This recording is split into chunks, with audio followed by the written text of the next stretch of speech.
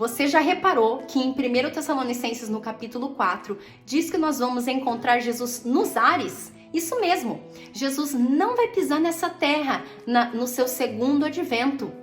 Está escrito assim: porque o mesmo Senhor descerá do céu com alarido e com voz de arcanjo e com trombeta de Deus, e os que morreram em Cristo ressuscitarão primeiro. Depois nós, os que ficarmos vivos, seremos arrebatados juntamente com eles nas nuvens a encontrar o Senhor nos ares, e assim estaremos sempre com o Senhor. Encontraremos o Senhor onde? Nos ares. Ele vem nos buscar. E vai nos levar para onde? Em João 14, do verso 2 ao 3, diz assim: na casa de meu pai há muitos aposentos. Se não fosse assim, eu não vos teria dito, pois eu vou preparar um lugar para vocês. E quando eu for e preparar um lugar para vocês, eu voltarei e levarei vocês para que onde eu estiver, vocês estejam também. Jesus vai nos levar para o céu, para a casa do Pai. E o que é que nós vamos ficar fazendo lá no céu? Em Apocalipse, no capítulo 20, o verso 4, diz assim: vi tronos em que se assentaram aqueles que haviam sido dada autoridade para julgar. Vi as almas dos que foram decapitados por causa do testemunho de Jesus e da palavra de Deus. Eles não tinham adorado a besta, nem a sua imagem, e não tinham recebido a sua marca na testa nem nas mãos. Eles ressuscitaram e reinaram com Cristo durante 1000 anos. O que aconteceu com o resto dos mortos, então, que não ressuscitou na primeira ressurreição, quando Jesus voltou, ou com os que estavam vivos, não aceitaram Jesus como seu Salvador? No verso 5, do restante dos mortos não voltou a viver até se completarem os 1000 anos. Esta é a primeira ressurreição. Então, a primeira ressurreição é o que a gente viu no verso 4. Eles não tinham adorado a besta nem a sua imagem, e não tinham recebido a sua marca na testa nem nas mãos.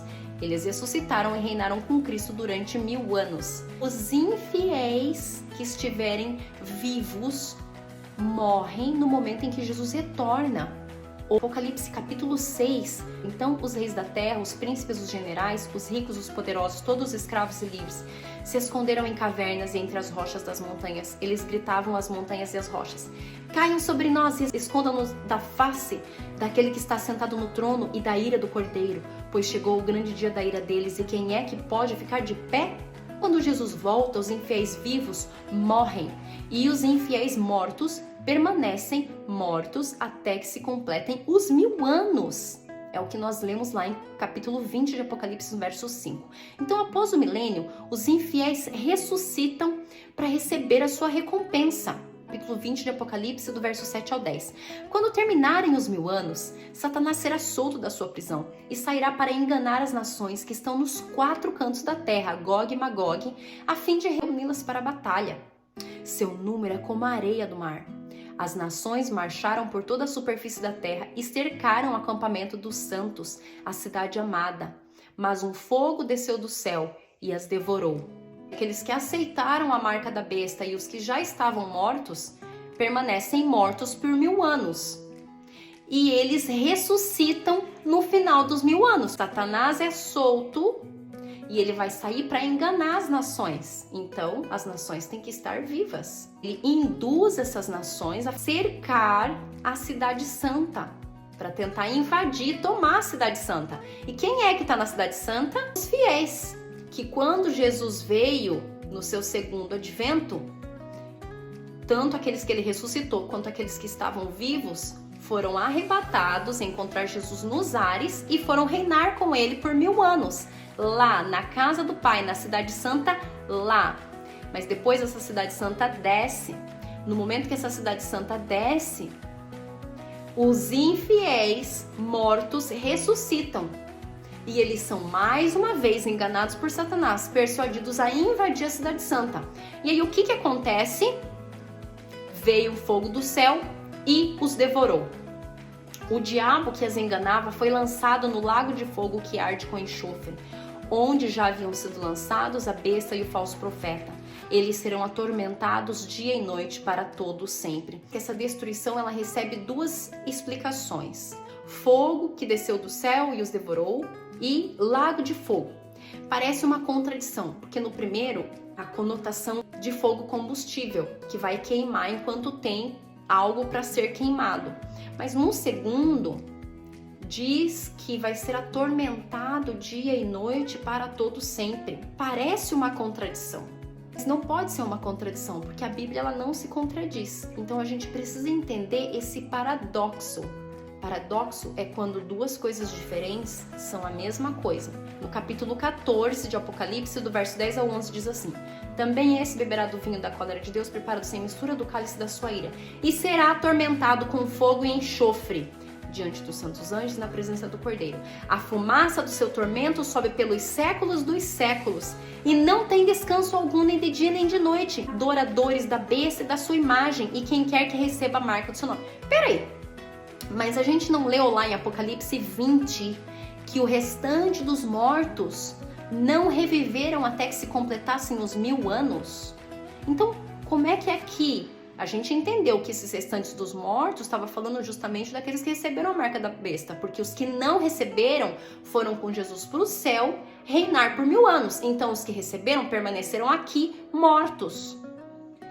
Então, como é que aqui no capítulo 14 está dizendo que eles não têm descanso algum, nem de dia nem de noite, os adoradores da besta? Paradoxo, tá vendo?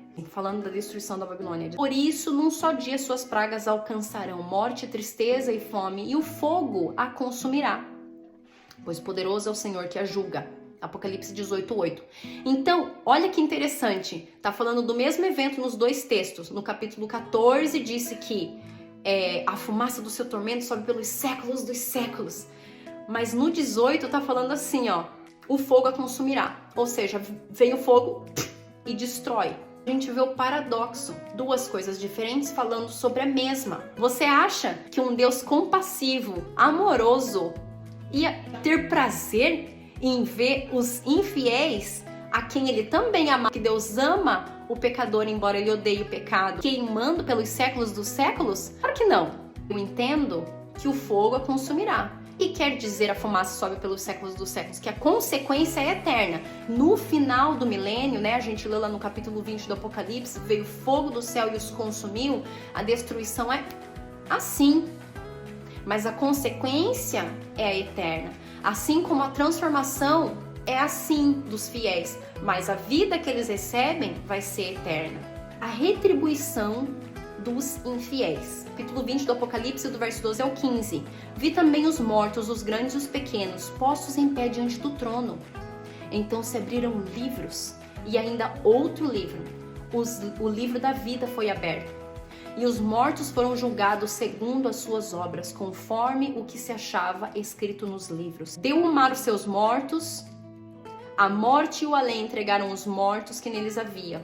E foram julgados um por um, detalhando essa segunda ressurreição, que é a ressurreição dos infiéis para receber a sua recompensa.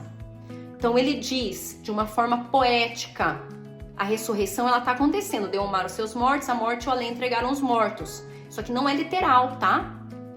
E foram julgados um por um segundo as suas obras. Tô lendo a Bíblia, tá? Não tô inventando. Foram julgados de acordo com as suas obras. Então a morte e o inferno foram lançados para dentro do lago de fogo. Esta é a segunda morte, o lago de fogo. Hã? A morte e o inferno foram lançados dentro do lago de fogo? Como é que o inferno, se o inferno é um lugar, como é que ele pode ser lançado dentro de um lago de fogo? Se a morte é um lugar, a morte não é um lugar. A morte não é um lugar. A morte é um estado, né? Lembra? Jesus explicou? É como um sono. O inferno, então, e a morte são lançados para dentro do lago de fogo. Esta é a segunda morte, o lago de fogo. Então não vai haver mais morte. A morte é destruída nesse momento. Na destruição dos infiéis é destruída também a morte. Do verso 15 do Apocalipse 20. E se alguém não foi achado inscrito no livro, esse foi lançado para dentro do lago de fogo. O inferno não é um lugar. Assim como o lago de fogo também não é um lugar, mas um evento que acontece no final do milênio.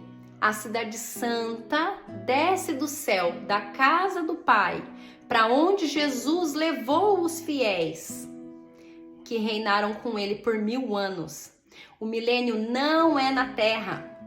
Nós encontraremos Jesus nos ares, e ele nos levará para reinar com ele na casa do Pai Quero te convidar para estar lá. Vamos nos preparar para reinar com Jesus por 1000 anos.